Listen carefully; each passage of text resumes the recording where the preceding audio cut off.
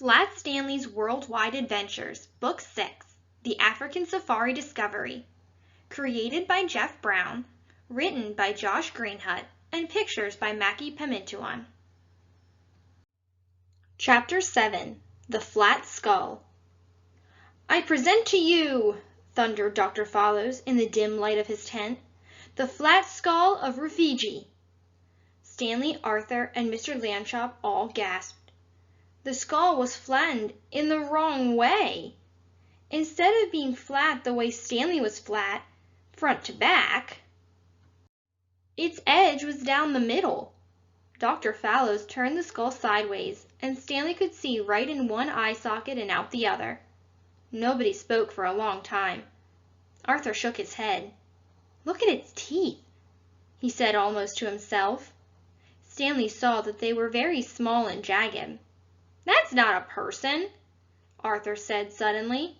Not anymore, beamed Dr. Fallows. It's a big fish. At once, Stanley could see that his brother was right. Dr. Fallows rotated the skull in his hand. Something changed in his eyes, and he swung around to his assistant. You fool, he cried. Of course this is a fish. How dare you suggest otherwise? With a grunt, he flung the skull out of the tent. Stanley's eyes welled up with tears, and he ran from the scene. Stanley! Mr. Lambchop and Arthur found Stanley where he had folded himself at the edge of the jungle. Stanley, what's wrong? Arthur kneeled down. What is it, Stanley? Finally, Stanley lifted his wet face and wiped it with the back of his hands. It's just that... He let out a heavy sigh. We came all this way and I didn't find out anything about why I'm flat. His voice broke and his face crinkled into a sob. Stanley, his father squeezed his shoulder. Don't you see? These last few days have been the most remarkable of my entire life. It's the best vacation ever, said Arthur. What a time we've had! We jumped from a plane and went on a safari. We met Maasai tribesmen and canoed through deepest Africa. And that's all because of you. A smile crept across Stanley's face. We have had a lot of fun, he admitted. I wouldn't trade any of it, said Mr. Lambchop, except maybe for a new paddle. Stanley chuckled as his father and brother wrapped him in a hug. We're glad you're flat, Stanley, Arthur said. Surrounded by his family, Stanley thought of the long-necked giraffes on the plains. Surrounded by all the other animals, they liked having him around. He helped them see farther. Chapter 8, A Souvenir. At the airport in America, Harriet Lambchop shrieked with excitement when Stanley, Arthur, and their father came through the door at arrivals. She ran up and threw her arms around Stanley. How I've missed you! She cried. She squeezed Stanley's legs. You've lost weight. How's my little explorer? She ruffled Arthur's hair. We saw an elephant, said Arthur. Then she spun and gazed into Mr. Lambchop's eyes. They kissed deeply.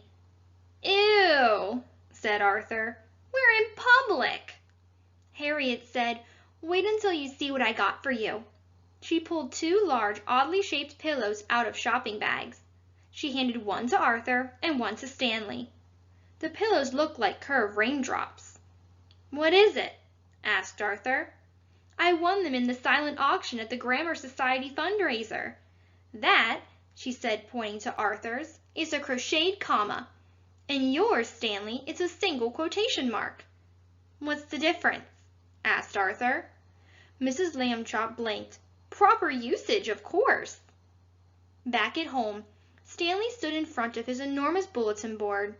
It was dotted with souvenirs from his travels. A postcard from Calamity Jasper, a newspaper clipping from Canada, and photographs from Mexico and Japan. In his hands, he held a newspaper article that the Lambchops had carried with them on their African adventure.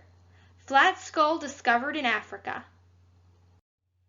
It was crumpled and torn in several places, stained by water and mud, but it was still in one piece. Stanley pinned it carefully to the bulletin board. Arthur's hand appeared beside Stanley's. Arthur fiddled with the pushpin just above the newspaper article. Then he hung something on it. It was a flat skull of Rafiji. Stanley gasped. Where did you? It was lying on the ground outside Dr. Fallow's tent after you ran off. Arthur grinned. I figured you might want it, to remind you who you really are. Stanley's stomach fluttered as the skull swung gently on his pushpin. Then he noticed that Arthur had the comma pillow strapped to his back like a mane, and the quotation mark pillow curving up over his head. He'd pinned spots of dark fabric all over. Arthur was a giraffe. He swept a blanket off his bed and held it out to Stanley.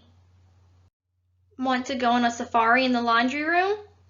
Absolutely, said Stanley, and together the Lamb Chop boys headed off on another adventure.